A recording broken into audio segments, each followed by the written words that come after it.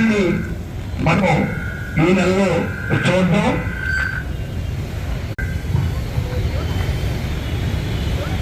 నా వాయిస్ వినపడుతుందా?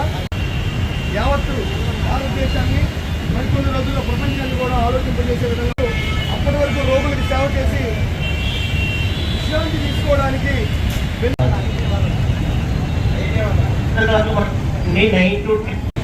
ఆసుపత్రిలో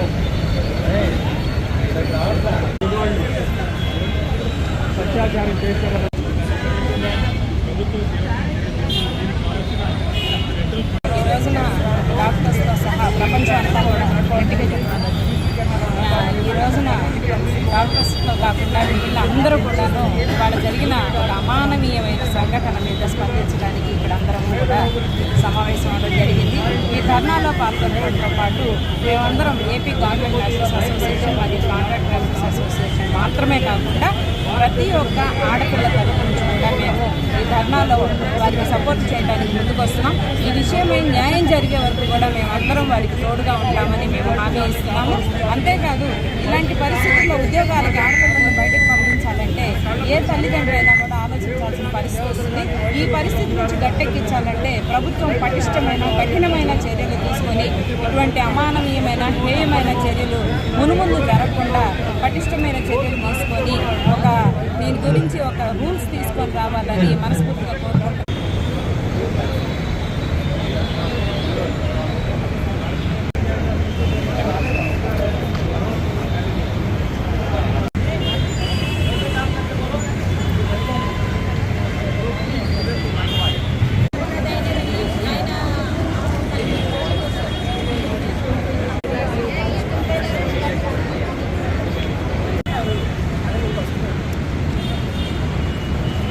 ఇక్కడికి ఒక డాక్టర్కి అని కాదు, ఎవరైనా ఆడపిల్ల అదే డ్యూటీస్లో నర్సెస్ కూడా ఉంటారు. ప్రతి ఇంత చిన్న వయసు నుంచి డ్యూటీలు చేస్తా ఫ్యామిలీస్ని వదిలిపెట్టి ఇక్కడ పేషెంట్స్ మధ్యలో కరోనా టైంలోనే అంత కష్టకాలంలోనే డ్యూటీస్ చేసి ఎన్నో ప్రాణాలని మెడికల్లో ఉండి రక్షించిన మన ప్రొఫెషన్లో ఒక డాక్టరు డ్యూటీలో ఉండి అదే రూమ్లో డ్యూటీ చేసే రూమ్లోనే ఇలాగ జీవోత్సవంలా కనపడతాం. ఆ తల్లిదండ్రుల మనసు ఎంత కలచివేసింది మీరు అర్థం చేసుకోవాలి.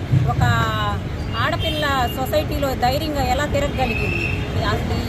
ఈ పరిస్థితులు దేనికి తార్కాణం మీరు గ్రహించి మాకు ఆ శిక్ష నేరం చేసిన అతనికి బ్రతికుండగానే జీవోత్సవం చేసే శిక్ష వేయాలి అని మేము మనస్ఫూర్తిగా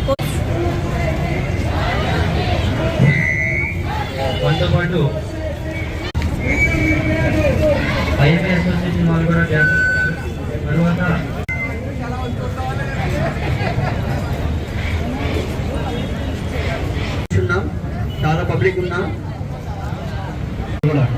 సీనియర్ గవర్నమెంట్ ఆఫీసర్స్ అందరూ కూడా గారు, విజయ మేడం, హరిత గారు, ప్రజాంతి, పద్మావతి గారు. అమానవీయ సంఘటనలు ఎప్పుడు జరగకూడదు, ఎక్కడ జరగకూడదని కోరుకున్నాము. కలకత్తాలో జరిగినా కూడా ఇక్కడ జరిగినట్టే మాకు అనిపిస్తుంది. అంత అవమానంగా ఉంది. వైద్యురాలనే కాదు, ఏ మహిళ కూడా బయటకు వస్తే వాళ్ళ రోజున వర్కింగ్ కండిషన్స్ ఎలా ఉన్నాయో మనకు తెలుస్తుంది. సో ఇలా వర్కింగ్ కండిషన్స్ ఇంప్రూవ్ చేసి అక్కడ ప్రొటెక్షన్ ఇంప్రూవ్ చేసి ఈ సెంట్రల్ ప్రొటెక్షన్ యాక్ట్ తీసుకొచ్చి ప్రతి వైద్యశాలలో కూడా మహిళలకి రక్షణ కల్పించేలాగూ అక్కడ సీసీ కెమెరాలు, పోలీస్ వ్యవస్థ ఉంటే బాగుంటుందని, మరీ ఇంకొకసారి జరగకుండా చూడాల్సిన బాధ్యత ప్రభుత్వాల మీద ఉందని, ఇలాంటి రాజకీయ వాతావరణం కూడా ఇక్కడ కల్పించాలి. ఎందుకంటే రాజకీయంగా దీన్ని ముందుకు తీసుకెళ్తే తప్పితే ఇది మనకి సాధ్యం కాదు. కాబట్టి మన సెంట్రల్ గవర్నమెంట్ కానీ స్టేట్ గవర్నమెంట్ కానీ కోరుతుంది ఏంటంటే ఇమీడియట్గా దీని మీద యాక్షన్ తీసుకొని, ఎందుకంటే అంత వైద్య వ్యవస్థ అంతా కూడా ఇవాళ రోజు స్తంభించిపోయింది. జూనియర్ డాక్టర్స్ అందరూ బయట రోడ్ల మీదనే ఉన్నారు. సీనియర్ వైద్యులు మాకు కూడా బాధగా ఉండి మేము కూడా నిరసనలు తెలియజేస్తున్నాము. ఇమీడియట్గా దీని మీద యాక్షన్ తీసుకొని వైద్యులందరూ మళ్ళీ పనిలో ఉండేలా చూడాల్సిన బాధ్యత గవర్నమెంట్ మీద ఉంది. కాబట్టి ఈ ప్రొటెక్షన్ ఇస్తూ మహిళలకు కానీ వైద్యులు కానీ వైద్యశాలలకు కానీ ఒక యాక్ట్ తీసుకురావాలి త్వరగా. అలాగే దీనికి ముగింపు